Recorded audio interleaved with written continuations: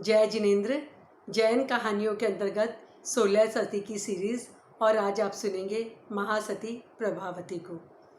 विशाला नाम की एक नगरी थी। वहाँ के राजा का नाम था चेटक। चेटक बड़े ही धार्मिक और नीति परायण राजा थे। उनके 7 पुत्रियाँ थीं। 7 पुत्रियों में से 4 पुत्रियाँ 16 सतियों की श्रृंखला में बड़े ही आदर के साथ याद की जाती है। वो थी मृगावती, पद्मावती, प्रभावती और शिवा। 2 पुत्रियों में एक भगवान महावीर की माता होती है त्रिशला, और दूसरी राजा श्रेणिक की पत्नी चेलना। सबसे छोटी पुत्री सुज्येष्ठा, जो बाल ब्रह्मचारिणी होती है और जिसने दीक्षा लेकर अपने जीवन का कल्याण किया। प्रभावती, जो कि राजा चेतक की 5 नंबर की पुत्री होती है, उनका विवाह राजा उदयन के साथ होता है, जो कि सिंधु सौरवीर होते हैं।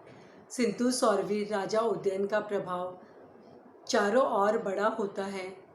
उनकी बड़ी ही ख्याति होती है, उनका बड़ा प्रभाव होता है यश का, उनके गुणों का। वे बड़े ही धार्मिक प्रवृत्ति के व्यक्ति होते हैं। धर्म उनके जीवन में, उनके आचरण में सहज ही दिखाई देता है। इधर राजा चेटक ने अपनी पुत्री प्रभावती का विवाह उनसे कर दिया, सिंधु नरेश से कर दिया।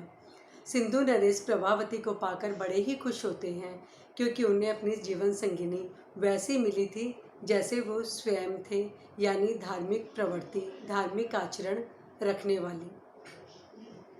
दोनों पति पत्नी सुखमय शांति में अपना जीवन बिताते हैं, एक दूसरे के गुणों की प्रशंसा करते हुए। सिंधु सौरवीर की राजधानी वितयन नगरी होती है। एक बार भगवान महावीर विचरण करते करते वितयन नगरी पधारते हैं। ये समाचार चारों ओर फैल जाता है। सभी भगवान के दर्शन करने, भगवान की देशना सुनने जाते हैं। राजा उदयन, उनकी पत्नी प्रभावती और उनका पूरा राज परिवार भी भगवान के दर्शन का लाभ लेता है और भगवान की देशना सुनता है। देशना ने सभी को बहुत प्रभावित किया, लेकिन अत्यधिक प्रभावित होने वाली रहती है महासती प्रभावती। देशना सुनने के बाद वो अपने पति से प्रार्थना करती है, विनती करती है कि स्वामी, मुझे दीक्षा लेनी है भगवान महावीर के चरणों में। मैं तप संयम साधना से अपने जीवन को आगे बढ़ाना चाहती हूँ, गति देना चाहती हूँ, अपने जीवन का कल्याण करना चाहती हूँ।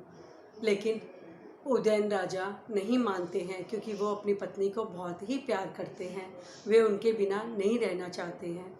लेकिन प्रभावती के बार बार विनती करने के बाद वे मना नहीं कर पाते हैं, और प्रभावती उन्हें बहुत ही तर्क भरी बातों से समझा देती है और दीक्षा के लिए राजी कर लेती है।